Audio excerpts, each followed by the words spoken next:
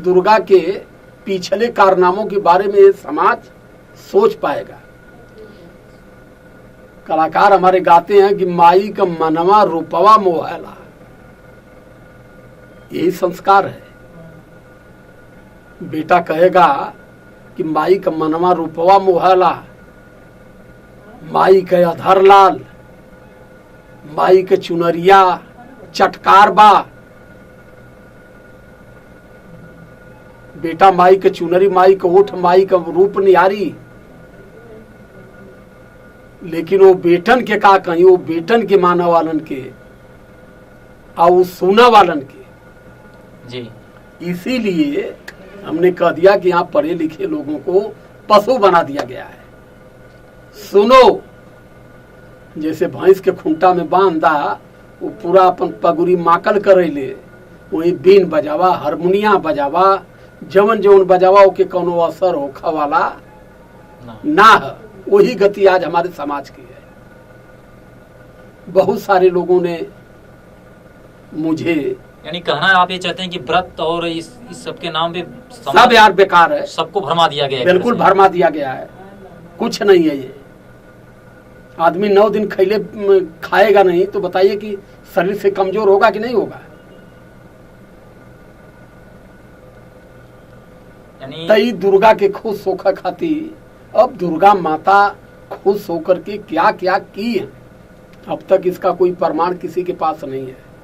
देवी देवता 33 करोड़ थे जी, लेकिन मुगल भी आए, औरंगजेब भी आए, अंग्रेज भी आए, लूटते रहे, पीटते रहे, मंदिर गिराते रहे, मंदिर ढहाते रहे, लेकिन किसी देवी देवता ने हिफाजत देश की नहीं किया जी। देश की हिफाजत तब हुई कि जब इस देश में बाबा साहब अम्बेडकर आए जी। पढ़े, लोगों को पढ़ने का तरीका बनाए, पढ़ लिख कर विद्वान बने, देश का कॉन्स्टिट्यूशन लिखे, तब इस देश में सबको आजादी मिली और देवी देवताओं को भी आजादी मिली। जैसे राम मंदिर बना कोर्ट के आदेश पर जी। कोर्ट कैसे चलता है? संविधान के हिसाब से। संविधान किसने बनाया? बाबा साहब अम्बेडकर जी। तो राम को भी न्याय बाबा साहब अम्बेडकर के द्वारा ही मिला।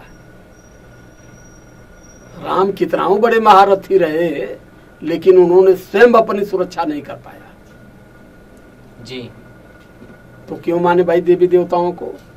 यानी आप इसीलिए नहीं मानते? देवी देवता हमारे लिए है, हमें किसी से डरना है तो डरने वाले हो हमारे देवी देवता, हमारी माता अर्थात हमारे पिता,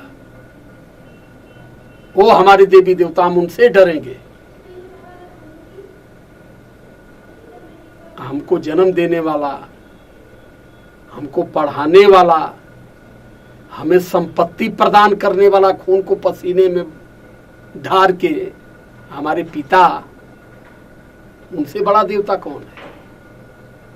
देवता देने वाले को कहा जाता है, लेकिन यहाँ देवता उसे बताया जाता है जो बराबर खींचता है माल, जो खुद भीख मंगा है, जो खुद पैसा दूसरे से लेता है, जो खुद दूसरे की पूरी मलाई खाता है। उसे डरने की क्या बात है? हम क्यों डरे उससे? उसे हमसे डरना चाहिए कि कहीं ये सब नाराज हो गए तो हमको पैसा या पूरी या मलाई या हलवा या लड्डू चढ़ाना बंद कर देंगे, तो उनसे हमारी क्या डर है भाई? सर, जहाँ तक पैसे और हलवा पूड़ी की बात रह गई, देवी देवता तो खाते नहीं, वो तो एक विशेष धारणा बनी है कि पंडित जी आएंगे और देवी देवता जो चढ़ावा रहेगा वो लेके जाएंगे। तो वही बात है ना, तो हम क्यों डरे? हमने एक गीत गाया था कि पुरखन के अपने पंडित देवता बताओ, पूरा देश सुना इसे, इसीलिए गाए थे। देवी देवता उनके कल्याणकारी हैं, हमारे नहीं है जी। हमारा कल्याण हुआ, हमारा सम्मान हुआ, हमें अधिकार मिला। आज हम जिस हैसियत में हैं सिर्फ एक देवता है, बाबा साहब BR अम्बेडकर की वजह से मिला है। सर, आप कब से नहीं मानते हैं? कब से नहीं मानते? जब जान गए जी जब जान गए, जानने में तो पूरी समय हमने बिता दिया, लेकिन बहुत थोड़े ही दिन से जब हम सत्य का अध्ययन शुरू किए कि वास्तव में सत्य क्या है, तो हमसे लोगों ने कहा कि अगर सत्य को तलाशना है तो आप तथागत बुद्ध को पढ़िए जी। तो हम कहे कि बुद्ध को क्यों पढ़े, तो हमें पता चला कि बुद्ध को पूरी दुनिया में 58 देशों ने अपना भगवान माना है। तो ठीक है, शादी अगर नहीं हुई है तो सिंदूर छूना पाप है जी, और शादी हो गई है तो सिंदूर लगाना भी अनिवार्य है जी। दुर्गा माता के सिंदूर चढ़ाला, सिंदूर टिकाला, सिंदूर लगावल जला, उनका श्रृंगार चलाला। कोई बात करेगा इस पर कि जिस कन्या की शादी नहीं हुई है उसका श्रृंगार किस लिए हो रहा है?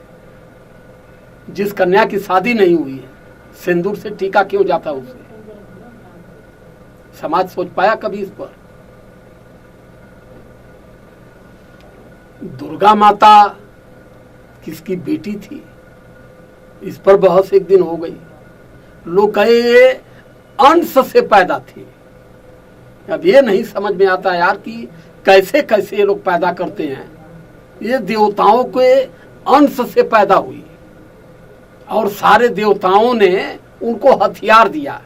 क्यों दिया? महिषासुर को मारने के लिए जी।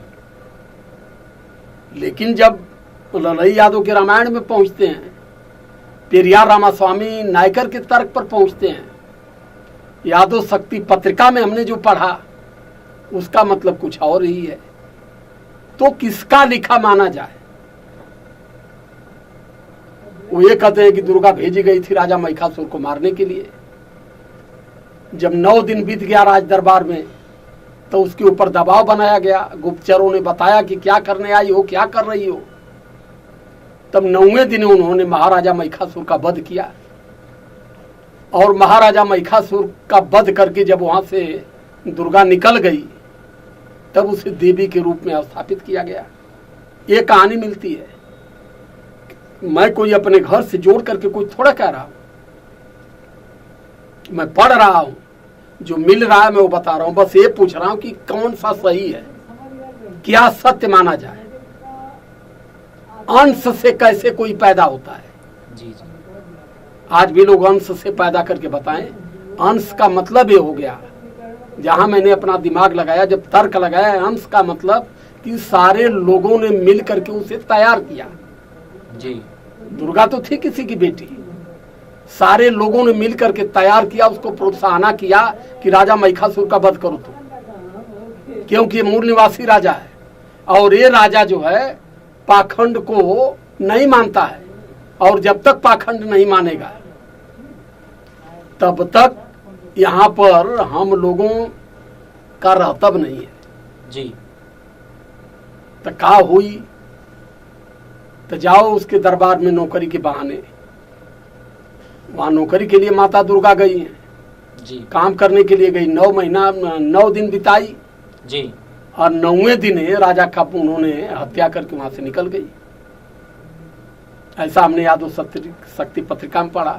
यानी दुर्गा कोई आदिशक्ति माता नहीं थी? नहीं यार, कुछ नहीं थी।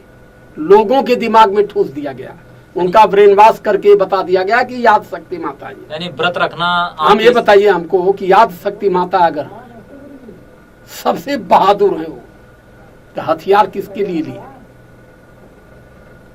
8 हाथ में 8 प्रकार का हथियार है, किसको मारने के लिए? इसका मतलब कि याद शक्ति नहीं थी।